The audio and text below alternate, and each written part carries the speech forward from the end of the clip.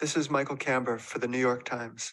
This is the story of a patrol that I went on a few days ago for 3 missing soldiers, and it was a patrol that ended in tragedy. We had gotten up early in the morning around 3 o'clock, and we met up with a group of soldiers. They did a pre-dawn briefing, standing around their Humvees and going over maps, talking about the mission. We drove a short distance and met up with a group of about 50 Iraqi soldiers. There were about a dozen American soldiers, so there were maybe 65 or 70 soldiers all told. We had a couple of Iraqi informants that were supposed to lead the way. One of the informants had a cell phone and it was ringing constantly. It wasn't something that I remarked on at the time, but later on it took on added significance. As we walked along the road, Lieutenant Cleveland pointed out pieces of wood by the side of the trail and pointed out possible sites where IEDs could be hidden, places where we could be attacked from, where somebody could push a button on a transmitter and blow us up. There was a destroyed house a few meters ahead, and I stepped inside the house to shoot out through the window at the troops coming towards me. As soon as I stepped inside, there was this horrific explosion. I was sure immediately, as soon as I heard the explosion, I was sure somebody had been killed. It was a massive explosion, not sometimes you'll see a small mortar, or I've been around small IEDs that weren't so powerful.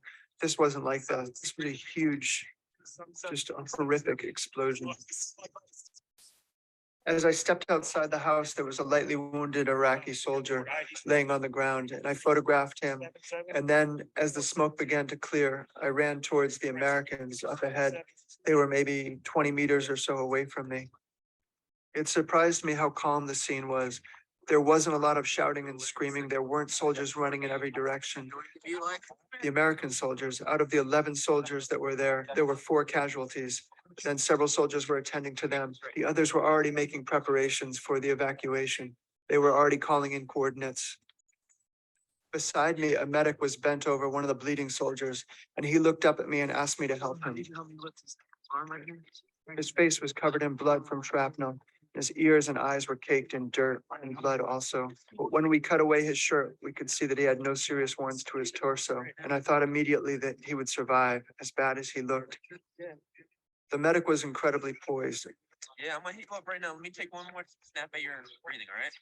You having trouble breathing? He never panicked. He wasn't rushed. He just worked professionally and quickly. He was talking to the soldier the whole time. He was asking him what it was like back home where he came from. He talked to them about what they were going to do when they got back home from Iraq. I looked around and began to photograph the other wounded. Behind me, there was another soldier. He was on his knees, bent forward, staring at the ground. He seemed completely stunned, almost in shock. I can't open my eyes. His face had streaks of blood running down it.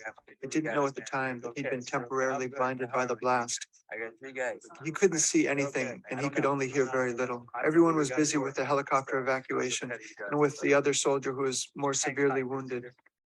I'm not real severe though. I'm okay. Yeah. Once the medic got the badly wounded soldier stabilized, he called for a litter and asked for other soldiers to come over and help him lift and put the soldier onto the stretcher. All right, ready? Right here. They laid him carefully on the stretcher and then took him over and placed him against the wall near a burned out house. As it always does in these situations, it seemed like it took a long time for the helicopter to arrive. Eventually, we heard the choppers coming in the distance, and a soldier ran out and threw a red smoke grenade into the field to mark the landing spot. As the helicopter came in, there was incredible dust kicked up, and the soldiers grouped around the wounded, trying to protect them and keep their wounds clean. In the background, the sun was just beginning to come up over the horizon.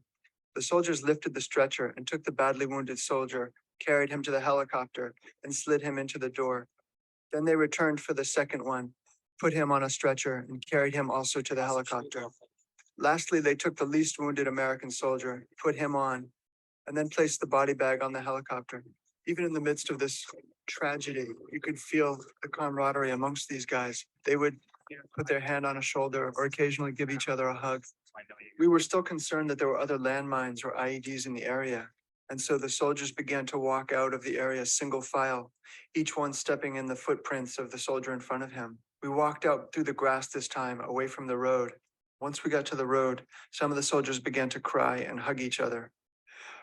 Once back out on the road, the informant whose cell phone had been ringing earlier was immediately arrested.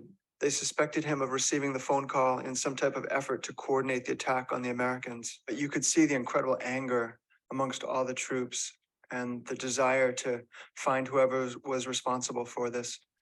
The soldiers that we were with that had suffered the 4 casualties returned to their base. But the search for the 3 missing soldiers had to go on, so they were quickly replaced by their sister unit, Bravo Company. This time they stepped off into the grass almost immediately, and they stayed away from the footpaths and the soft sand where the mines can be planted. We would stop at houses along the way, and they would talk to the military-aged men. If they gave suspicious answers, they were immediately detained, and they were marched off along with us. In another location, we traversed a farmer's field that was thick with mud, and the soldiers became stuck in it. We were laughing about it at the time, but also scared. If a sniper had come upon us and found us there, we would have been sitting ducks. Finally, after many hours of walking, we reached a farmhouse, and the soldiers all collapsed in the main room, waiting for resupply by helicopter. Eventually, we heard the choppers coming. They threw out green smoke grenades to mark the landing spot once again. And then the helicopter came in and dropped off food and water, and the troops headed back out into the field to continue the search for their missing comrades. For the New York Times, this is Michael Kamber, south of Baghdad with the 10th Mountain Division.